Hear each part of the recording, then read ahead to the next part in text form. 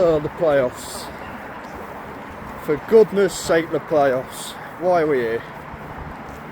For the 7th time in 9 seasons, Notts go to battle in the playoffs. And for 7 of those 9 seasons, Chesterfield have been in the same league as us. The other 2 times they weren't are the 2 seasons out of them 9 where we didn't make the playoffs. So it's scary, isn't it? We also haven't won an evening playoff game in a while. Don't know when, before I was born probably. We drew Coventry and then lost to Coventry, then we lost to Grimsby, and then we lost to Wimbledon.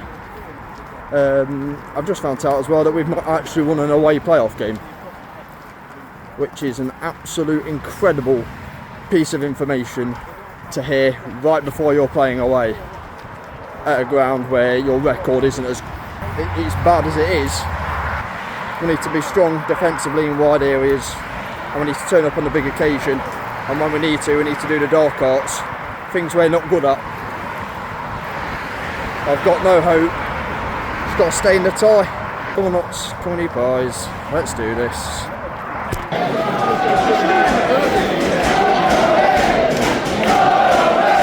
Starts on with Norburn in the centre. Ian Pender is further forward with Luca.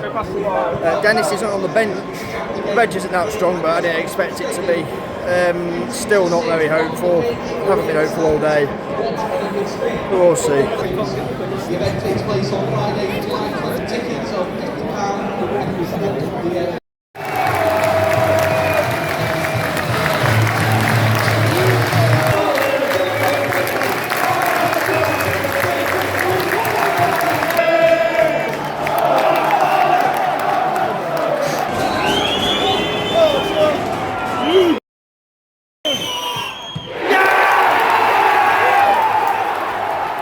Goodness sake, that is Notts all in one, isn't it? That ball to Luca all the time, by the way. That ball to Luca is on all the time. Not been many clear-cut chances at the minute. We're getting some good positions, but we just can't seem to get the final ball right. That's what I was going for. Robbo's winning every second ball at the minute, but he needs to stick to Braybrook, because everything goes through him. Everything's going to go through him.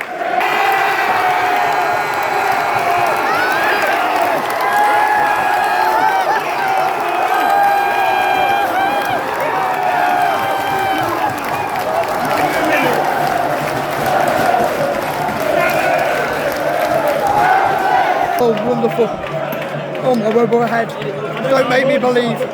Do not make me believe. The ball across. Luca was there at the back post. Tell you what, our game plan so far has been spot on. Apart from that penalty we gave away, we've actually been alright. I'm not getting my hopes up yet. Not yet. Second half's just about to start. I tell you what, apart from the penalty we gave away to a man, we've been excellent so far. We must not allow everything's going through Braybrook as I thought it would, but we've got to keep this going. We cannot let levels drop. We can't have another Jekyll and Hyde performance like we did against Bristol Rovers and many other games this season. They're still dangerous. We must keep going. Oh, nerds. We knew they'd come out second half and they have a bit. They have quite a bit. We need to keep holding the ball better. Jota needs to hold it up better. We need to get out of our own half. Stop being FC Jekyll and Hyde again. Grant and Koulibaly on for Luca and Jones. 68 minutes on the clock. But my word, Notts will pay for their sins in another life, because my word, they have put me through it this game.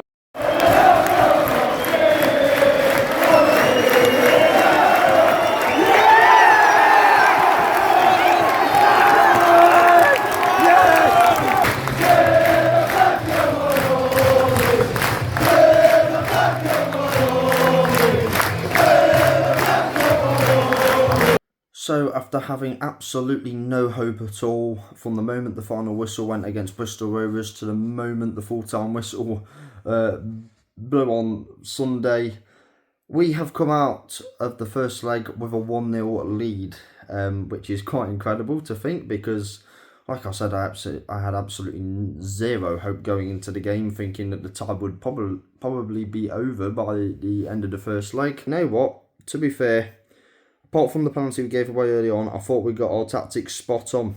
I think we did. I think we used the press very well. We pressed in the right areas, especially in the first half. I said what was needed was that we needed to keep an eye on Braybrooke as well. Keep an eye on Sammy Braybrooke, because everything would go through him. We needed to cut their space, cut their supplies to their wings. That they like to use their wings a lot, especially to get it to Markande. And I thought Cerullo and Jody did very well in that aspect. I thought Jody did very well up against Sam Curtis. I think our pressing from the front, that ball in behind to Luca again in the half space to take advantage of the spacing behind again, worked wonders. Did we get lucky with a penalty? They missed it. It's their fault that they missed. It just happens in football. Sometimes it's the luck you need to get through these type of games. For the goal, though, we do very well. Good pressing by Iapenda, wins it back. Plays a 1-2 with Jata, who puts it across to Luca, who manages to tap it in at the back post. We expected them to come out in the second half and really give it a go, which was expected. 1-0 down in the game in the playoffs. You're gonna need to go for it. And I thought we defended really resolutely. I thought Rod McDonald was absolutely superb in the centre of the back three. There were a few hairy moments. The corner which came back out to, I think it was Donosian, whose shot went wide, but having looked from the reverse angle, it's not as close as I thought it was, from where we were sat in the ground. Which was, things got a bit nervy. I mean, I could literally barely sing throughout most of the second half, because the amount of times I looked at the scoreboard to see what the time was in the game was ridiculous. Then we had a penalty appeal waved away. I've looked back at it, it's not a foul on Iapenda. Was it the corner we had, and then we went back from it rather than just putting it in the box? I mean, I did think we got a game plan spot on, though, to be honest. We pressed in the right areas, we played the right passes, made the right decisions. Sometimes we could have been a bit more careful with picking up the second ball in the second half and where we placed our passes and our headers sometimes. But yeah, mostly we did just about enough to come out of the game with the 1-goal lead. And now we've got to press home the advantage, because knots, big occasions, big crowds, playoffs, they don't really go together.